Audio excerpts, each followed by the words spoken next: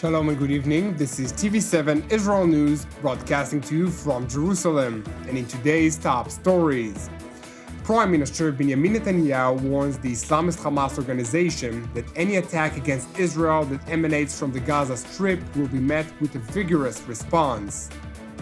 The IDF launched a wide-scale manhunt for a Palestinian terrorist who killed 2 Israelis and injured another in the latest of a deadly West Bank terror attacks.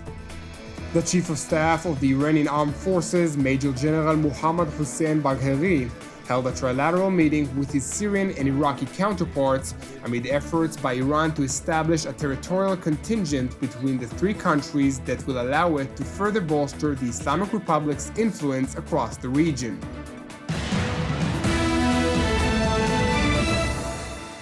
Prime Minister Benjamin Netanyahu issued a direct warning towards the Islamist Hamas organization, in which he stressed that any attack against Israel that emanates from the Gaza Strip will be met with a vigorous response.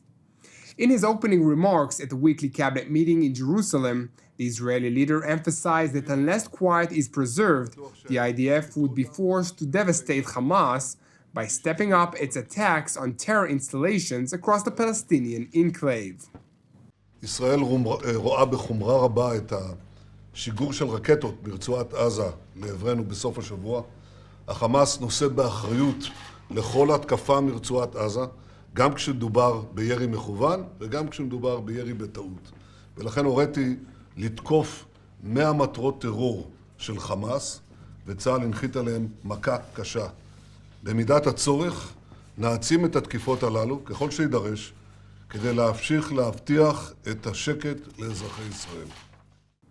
The Prime Minister also cited a massive ongoing manhunt for a Palestinian assailant who carried out a deadly terror attack during the early hours of Sunday morning. אנחנו בעיצומו של מרדף אחר המפגעים בשני מוקדים באזור אריאל. אני מחזק את ידיהם של חיילי צה"ל, השב"כ וכוחות הביטחון שרודפים אחר המפגעים. אני בטוח שהם ילכדו אותם, שנמצא איתם את הדין, כפי שעשינו בכל המקרים האחרונים. The attack initially began at a junction near the West Bank settlement of Ariel. An unknown Palestinian armed with a knife approached 2 IDF soldiers who were stationed at the bus stop. After stabbing one of the troops multiple times, the terrorist obtained a weapon from the wounded soldier and fatally shot him before fleeing the area. Former Knesset member Yechiel Hazan, who witnessed the attack unfold, provided initial details from the scene. מחבל ברגלית עם סכין דקר את החייל, חטף לו את הנשק, אחרי שחטף לו את הנשק ירה בו, היה רכב שהיה בכיכר, הוא איים עליו עם הנשק, הבן אדם שחרר את הרכב, הוא עלה על הרכב, עשה פרסה, ירה על עוד רכב ונסע לצומת גיטאי אבישר, שם לא ראיתי מה קרה. The former Knesset member mentioned that the Palestinian terrorist opened fire towards a passing vehicle, critically injuring its civilian driver, who succumbed to his wounds earlier today. From there, the terrorist drove west, where along the way he opened fire towards yet another junction in the area, critically wounding another IDF soldier. In a filmed statement, the commanding officer of the IDF Central Command, Major General Nadav Padan, provided additional details of the attack. כתוצאה מהתקיפה נפגע ונהרג אחד הלוחמים. הלוחמים האחרים שהיו בצומת רדפו אחרי המחבל, מצליחים לירות לעברו. לצערנו המחבל מצליח לברוח, ובדרך הבריחה שלו תוקף ופוצע אזרח, משתלט על רכב ובורח לכיוון מערב. שם מצליח לירות בטרמפיאדה נוספת בחייל נוסף שלנו, לפצוע אותו באורח קשה. כרגע כוחות צה"ל מבצעים מרדף אחריו. כמו במקרים קודמים, גם פה נמשיך ונרדוף את המחבלים ביום ובלילה ונגיע אליהם בכל מקום שיסתתרו. Meanwhile, in the Gaza Strip, the Islamist Hamas organization hailed the act of terror as a heroic operation, claiming that the attack was in response to Israel's so-called ongoing violations against Al-Aqsa and the Palestinian people, referring to the latest tensions surrounding Jerusalem's Temple Mount, an ongoing struggle of sovereignty over the ancient site. هذه عملية نوعية وبطولية تأتي على الطبيعة لجرائم العدو الصهيوني ضد شعبنا وأرضنا ومقدساتنا، وتؤكد من جديد على أن جرائم الاحتلال ضد الأقصى والشعب الفلسطيني لن تزيد الشباب الثائر إلا عنفوانا ومواجهة للاحتلال. After the details of the deadly attack emerged, Islamist supporters handed out sweets to bystanders and marched the streets of Gaza City while chanting calls to fulfill the Prophet Muhammad's commandment for jihad, the Arabic term for a holy Muslim war against Israel and the West.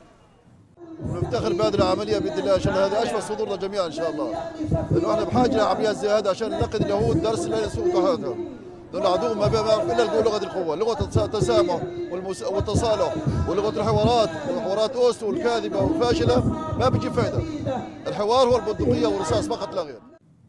Now to the West Bank city of Hebron, where a Palestinian teenager who sought to enter the cave of the patriarchs raised the suspicion of an Israeli border police force stationed nearby the ancient compound. When the troops approached the 17-year-old suspect, she drew a knife and attempted to stab one of the officers. A border police source told TV7 that the officers managed to overpower the teenager without using lethal force. She was apprehended and transferred to the Israeli security agency Shin Bet for further interrogation. The police spokesperson's unit released a statement in which it emphasized that the border police will continue its effort to thwart acts of terror in the cave of the patriarchs in order to assure the security of visitors and worshippers alike.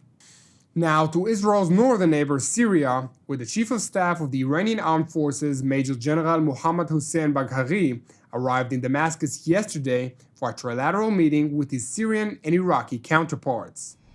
In a statement released prior to the meeting, the three top generals aimed to discuss a coordinated effort by Tehran, Baghdad, and Damascus to combat regional terrorism. That said, according to a Western intelligence assessment, the three military chiefs are working to bolster cooperation with the aim of removing foreign forces from Iraq and Syria, while Iran is seeking to establish a territorial contingent between the three countries that will allow it to further bolster the Islamic Republic's influence across the region. It is important to note that the meeting came just several days after Iranian President Hassan Rouhani concluded a visit to Baghdad, during which he signed a series of preliminary bilateral trade agreements.